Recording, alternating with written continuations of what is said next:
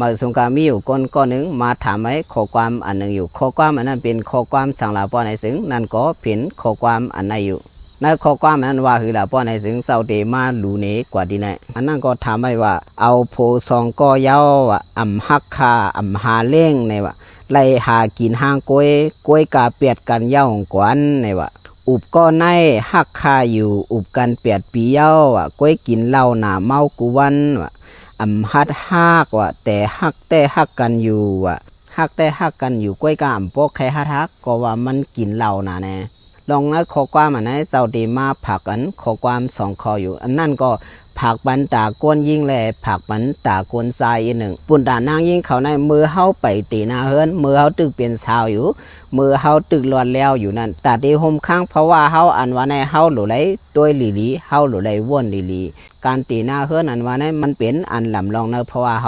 ฮาเลือกยากวนเตรียมดีก็เพราะว่าเฮานั้นจางมีตังกัดเย็นจางมีตังเสือเพราะว่าเฮาเลือกยากวนดีก็เพราะว่าเฮาไรกัดเย็นเพราะว่าเฮามีตังเสือเมื่อเฮาเตเลือกกูนั้นเฮาหลุไหลตัวก่อนว่าเขาเปลี่ยนกวนเสหือเขาเปลี่ยนกวนเมียวหือเขามีอาจ้างเสหือเขามีอาจ้างเปลี่ยนเสหือเฮาหลุไหลหูตังยามเขาลีก่อนกวยกวนเอากำนั้นนะสู้ด้วยตังยามดีเขาอาจ้างดีเขาใกล้กว่าด้วยสังอ่ะเพื่อเขาเล่าอยู่ก็ปอยเอาเพราะเขาห่างดีอยู่ก็ปอยเอาเขากว่าด้วยลองห่างดีเขาเมียวเหลียวไว้เฮาด้วยน้ำใจเขาเปลี่ยนก้นดีห้ามใจก้นดี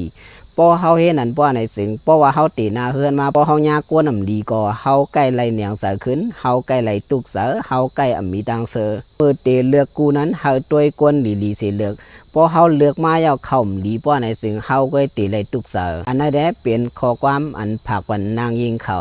ปุ่นตากวนทรายเขาซ้ำก็หักเขาหักเขานั่นก็ว่าเขาเป็นก็เหลียวปุ่นตาเขาก็ว่าเขาหักเขาเสียเอาเ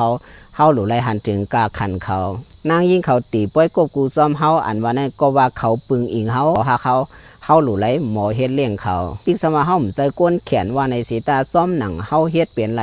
ซ้อมหนังเฮาเปลี่ยนไรนั้นเฮาหลุไรเฮ็ดเลี้ยงเขาสังหลาในก็ว่าอันที่เขาเอาเฮาว่านั่นมันเหมือนดังเขาเอาเพราะว่าเขานั้นอาบปั่นเฮาเย้าก็กวนทรายกินเหล้าว่าในโป๊เปลี่ยนไรได้เหล้าใน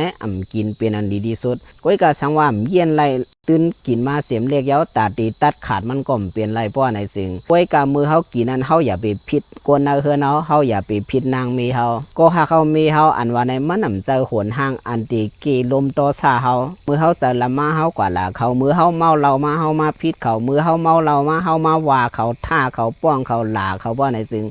เขานั่นมันเหมือนหนังอันกีลมโตซาเฮาเกยเขาเอาเฮามานั่นเจอปุ่นดามากีลมโตซาเฮากินเหล้ากว่าเอามือเมามาก็อย่าไปหลาก้นเอาเฮือนเอาอย่าไปหลาก้นอันอยู่หิมสามเฮากินเหล้าเมากว่าก็เฮาอยู่เย็นๆห้างเฮากินเหล้าสิเมากว่าก็เฮานอนกว่าเฮาเมาเหล้าอยู่เฮ็ดก้นเอาเฮือนเอาไล่ตุกเสยย้อนเฮาเฮ็ดมีนางเฮาไล่เลือดมาย้อนเฮาป้อในซึ่งลองเฮากินเหล้านั้นเขาเดียป้อหันตังผิดมันก็หือ